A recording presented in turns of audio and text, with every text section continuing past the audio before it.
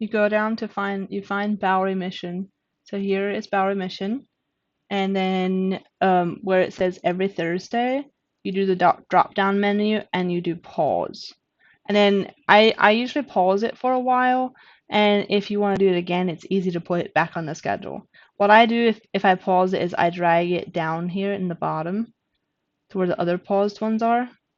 So see, this one is paused, so I put it up by this one. So these two are now paused. So if any time you would want to go back in and put it back on the schedule, you could just choose the day of the week that you want it to be. So if you want it every 2 weeks, it would go every 2 weeks, and then you could choose a certain day would be on Thursday every 2 weeks. But if you want it like every Thursday, just choose every Thursday, and then every week on Thursday that will get a load. But I'm gonna mark this paused again. That is how you change something in the automated schedule. Now, if you wanted to add something, I usually just go off of like this one, like if there's a one already in that does the stuff that you want it to do, just insert above and then add all the information. So add the church name, so it would be Bowery Mission. Add the load class, which this one is special order because it's something that we don't normally do, or a sharing ministry. So we're going to change this to say product sharing partner now instead of sharing ministry. And then the contact name, which was Wilmon. And then this shows when you want to do it. So every Monday, every Thursday they come, or like every 2 weeks, or monthly on a certain date. If you want to do monthly, then you want to make sure the delivery status is confirmed. Actually, you want to do pending because you don't want it, if you don't want it to go automatically onto the schedule, you want to do pending. But if you want it to automatically add to the schedule every time without coming to you first, just confirm it. Now, if you do the request is submitted by, and that is auto schedule if it's coming out of here, so that we know this is an auto schedule coming on here. Now, the odd number of the week, if you do it monthly, you can choose like you don't want anything in that one. But if you want to do like every second Thursday of the month, then it would pop up for every second Thursday of the month. This one would pop up for you. Here you can choose if you have internal notes. If you have comments for the driver, that's where the driver comments go.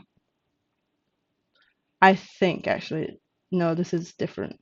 This is where you would do like, actually, yeah, this one is where like driver comments go. And then if you have like a specific time that this is always the same time, you can add that.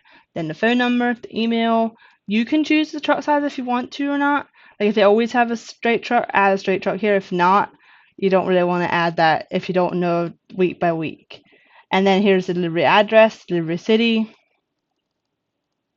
You can do delivery state, zip code, and then this would be the name of the person submitting the order. So if you see here, like Mervyn Smoker, which had been a dispatch manager a couple years ago, he entered a lot of these, and then I entered some of them, LC entered some of them, and then you want to do BOH general because this is like saying what type of loads they are, but we always do BOH general now.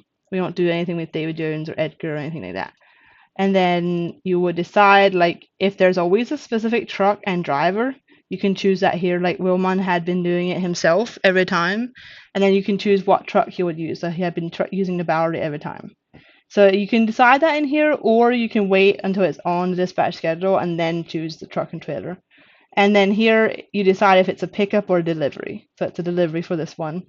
And then you can decide if you want to like put the unload in immediately or wait until it's on your load board. And then here the additional items list is what it'll be. So if he like picks out the food himself, it'll be reserved food. If he like if we decide what goes with him, it's assorted food. So here is more just like what it will be. And you can do miscellaneous product if you need to, like if it would be Bowery. And then here is the type of product. If you want to add this, you can. If he's getting any of these, I wouldn't add one.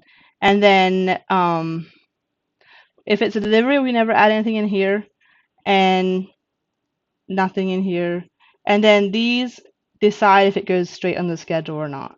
So if you want it to go straight on the schedule, just do step 1 done, and it goes straight on the delivery schedule. And none of the, like, it'll go straight on the delivery schedule without you looking at it at all. You'll just see it on your schedule every month at this time. So that is how you put something in the automated schedule. One thing to keep in mind with the automated schedule is it waits until a month later to start. So like if you put something in for today's date 9/10, it'll October 10th is when the first loads will start popping up from this auto schedule. So until then, you have to manually enter all of those requests until October.